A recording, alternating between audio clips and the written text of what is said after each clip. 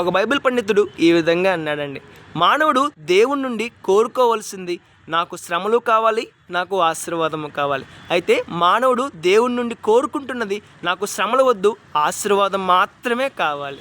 గమనించాలి, ఈ రెండింటిలో ఏది మంచి పద్ధతి, ఏది సరైన పద్ధతి గమనించాలి. ఈ రెండింటిలో ఎవరైతే దేవుని నుండి శ్రమలు కావాలి మరియు ఆశీర్వాదాన్ని కావాలి అని కోరుకుంటారో అదే మంచి పద్ధతి, అదే సరైన పద్ధతి. కారణం ఏంటంటే ఎప్పుడైతే మానవుడు శ్రమలు కోరుకుంటాడో ఆ శ్రమలలో అతని విశ్వాసం బయటపడుతుంది, అతని విశ్వాసం స్థిరపరచబడుతుంది. విశ్వాసం స్థిరపరచబడితే ఆ వ్యక్తి రేపటి దినాన భవిష్యత్తులో ఎటువంటి పెద్ద శ్రమలు వచ్చినా సరే వాటిని ధైర్యంగా ఎదుర్కోగలడు, ఆ విశ్వాసంలో స్థిరపడగలడు, ఫలితంగా శ్రేష్టమైన ఆశీర్వాదాన్ని పొందుకోగలడు.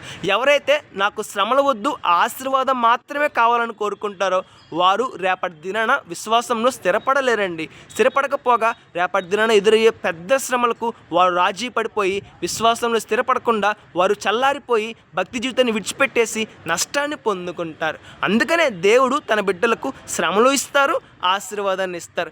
ఎవరైతే మాకు శ్రమలు వద్దు ఆశీర్వాదం మాత్రమే కావాలంటారో వారు దేవుని మీద అపనమ్మకం పెట్టుకొని వెనక్కి వెళ్ళిపోతారండి. అందుకనే ఇశ్రాయేల్ ప్రజలకి దేవుడు శ్రమలు ఇచ్చారు, ఆశీర్వాదం ఇచ్చారండి.